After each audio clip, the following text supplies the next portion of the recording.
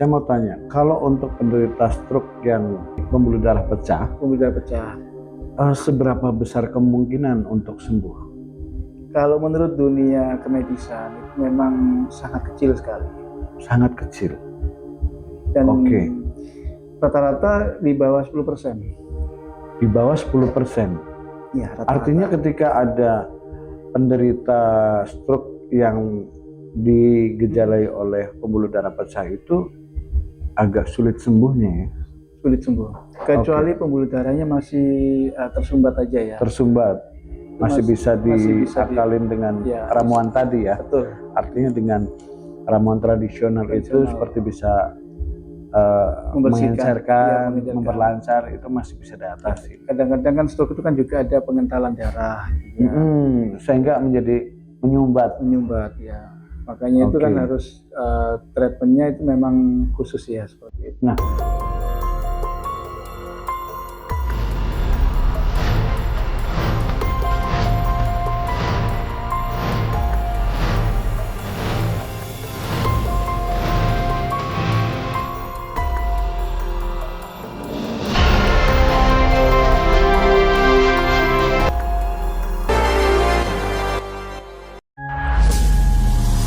Assalamualaikum warahmatullahi wabarakatuh.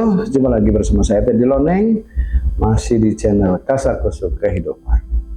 Nah, episode kali ini kita akan membahas tentang pengobatan tradisional Chinese medicine. Nah, seperti apa sih pengobatan tradisional Chinese medicine?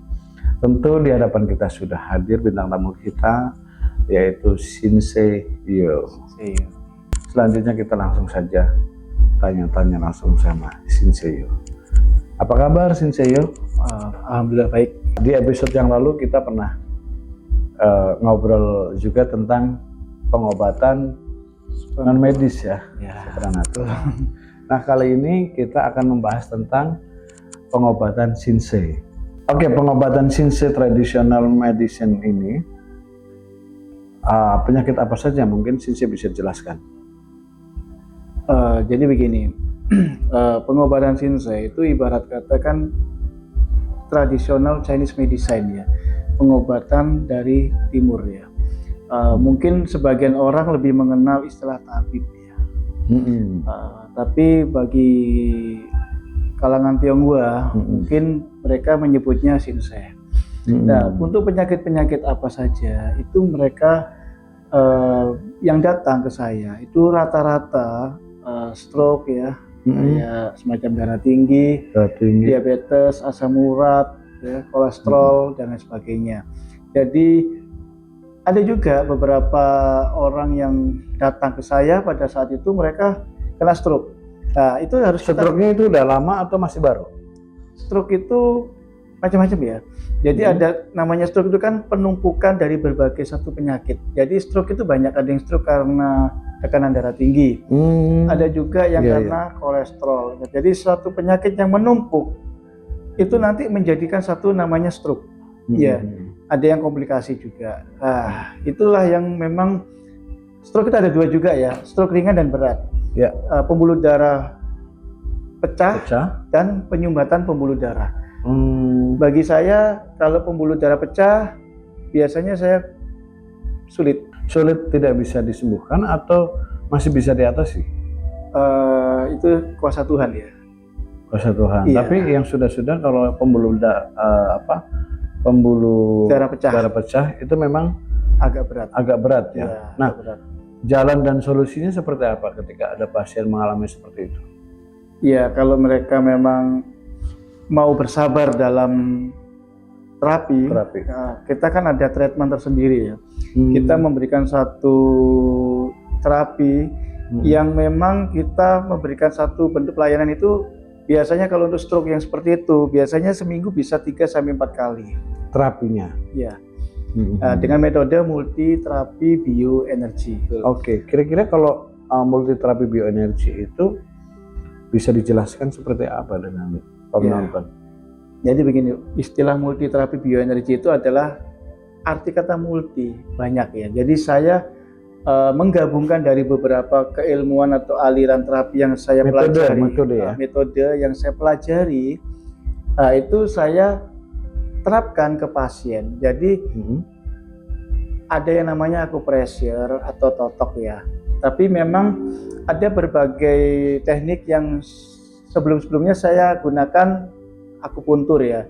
Tapi dalam metode multiterapi bioenergi ini kita nggak menggunakan akupuntur ataupun tidak tanpa jarum dan tanpa kayu, tanpa alat. Jadi saya hanya pakai jari kayak totok gitu ya. Oh, semacam totok. Lebih ke titik saraf. Betul sekali. Ya, itu kita kombinasikan bioenergi. Bioenergi itu kita menggunakan energi Qi. Ya, Qi itu ibaratnya pernapasan ya. Atau orang biasa sebut mungkin tenaga dalam ya. Tapi non setan, non jin. Non mistis. Non mistis, betul. Oke. Dan kita menggunakan energi itu yin dan yang. Karena yin itu kan dingin. Yin itu panas. Yin itu dingin, yang itu panas. Jadi kita harus menyeimbangkan antara yin dan yang itu supaya badan kita bisa stabil. Itu yang memang susah untuk kita istilahnya menstabilkan ya kondisi tubuh orang. Itu memang treatmentnya harus perlu treatment khusus seperti itu. Kalau saya sih lebih banyak yangnya ya gitu. Yang makan yang bobo yang. Iya. Kalau saya bukan apa tadi ada yin dan yang. Nah itu saya lebih banyak pakai yangnya. Jadi di teknik multiterapi bioenergi ini kan memang kita menggunakan perpaduan antara acupressure ya atau totok ya. Karena kita memang ada tai chi ya istilahnya ya, tai chi. Jadi ada seni tersendiri dalam pengobatan. Kita totok dengan menggandengkan bioenergi itu semacam kayak mungkin orang lebih dikenalnya prana ya. Prana itu sejenis kayak tenaga dalam atau ya tenaga semacam itu. Transfer energi. Transfer energi. Betul sekali. Dan prana itu pun tidak menggunakan mistis juga sih. Kalau menurut saya itu mengolah energi. Kalau saya lebih suka transfer pulsa, transfer uang. Tapi kalau boleh juga ini lebih transfer energi. Gitu. Oke banget sih. Jadi kadang-kadang memang transfer energi itu memang dibutuhkan bagi orang-orang yang memang penyakitnya sudah mungkin lebih parah gitu kali itu ya, untuk mempertahankan unsur kekebalan tubuhnya, imun tubuhnya, betul. Imun tubuh. Karena memang di pengobatan Shinsei itu kan terbagi ya, jadi ada yang akupuntur, acupressure sampai ke ramuan-ramuan herbalis atau ramuan-ramuan Cina ya. Jadi saya pun memadukan dari berbagai unsur itu. Kalau memang si pasien ini dirasa perlu untuk diberikan treatment ramuan herbal, ya mau nggak mau kita akan kasih herbal itu. Tapi tidak semuanya. Oh iya. Jadi penyakit yang biasanya menggunakan herbal ini biasanya penyakit apa saja kok? Itu bervariasi ya. Jadi kalau stroke itu biasanya ada istilahnya itu angkung ya, untuk ramuan Cina ya. Ini saya angkung. Ya angkung itu memang terkenal agak lumayan harganya. Tapi bagi sebagian orang yang memang ingin sembuh, sejenis tumbuh-tumbuhan yang ada di dataran Cina. Oh, dataran Cina, bukan Indonesia. Bukan. Di Indonesia sendiri nggak tumbuh? Belum ada. Oh, jadi itu tapi kebanyakan kalau Shinsei itu juga impor ya? Kebanyakan impor. Jadi gini, ada tingkat kesuburan tanah di dataran Cina maupun di Tibet. Tibet itu kan perbatasan antara India dan Cina. Itu memang diyakini. Saya pernah ke situ tuh kok perbatasannya. Iya. Tapi saya mulung rongsokkan ke situ. Ya itu diyakini memang ada tingkat kesuburan tanahnya sangat baik di situ. Iya. Seperti Binahong ya. Binahong itu kalau di Indonesia, kalau Binahong saya tahu. Ya di Indonesia kan daunnya ya bagus, memang bagus. Tapi kalau di Cina itu buahnya beda. Binahong itu yang lebih banyak di Cibinong apa di mana itu? Apa hampir semua tanah? Iya. Bisa juga. Setahu saya kalau Binahong itu memang terdapat mudah tumbuh ya di mana-mana di ya. mana-mana ya.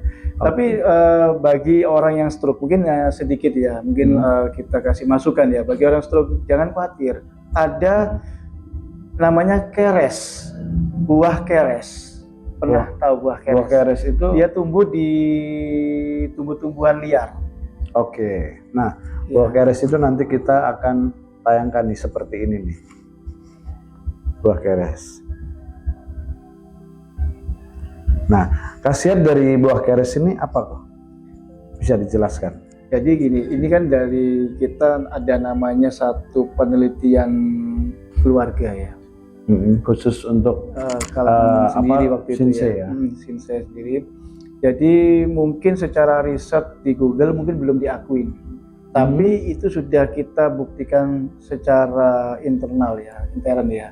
Nah, buah keres itu bisa untuk membantu melancarkan pembuluh darah yang tersumbat. Ya. Jadi yang manis termasuk... ya, tapi yang manis ya. Kan ada dua ya. Keres itu yang agak yang nggak manis, yang kecut ya. Ini yang matang ya. Oh, yang matangnya, yang bisa dimakan langsung. Betul, itu bisa. Tanpa harus direbus itu. Oh, nggak boleh direbus. Oh, langsung mentah-mentah gitu. Ya. Ya paling dicuci aja lah ya. Jadi dimakan langsung. Buah keres ini selain bisa memperlancar peredaran darah, juga bisa memperlancar darah-darah yang tersumbat. Betul, ya. Karena pernah satu ketika itu ada saya punya pasien di Kalimantan Selatan juga. Itu stroke pembuluh darahnya sudah pecah ya. Saya sudah bilang ini kalau nggak mau cicat nggak bisa. Oh gitu. Pihak keluarga sedikit memaksa saya untuk membantu. Saya bilang baik, saya akan bantu sebisa saya. Tapi ya kita semuanya kan kembalikan pada Allah ya, pada Tuhan ya, Sang Pencipta ya.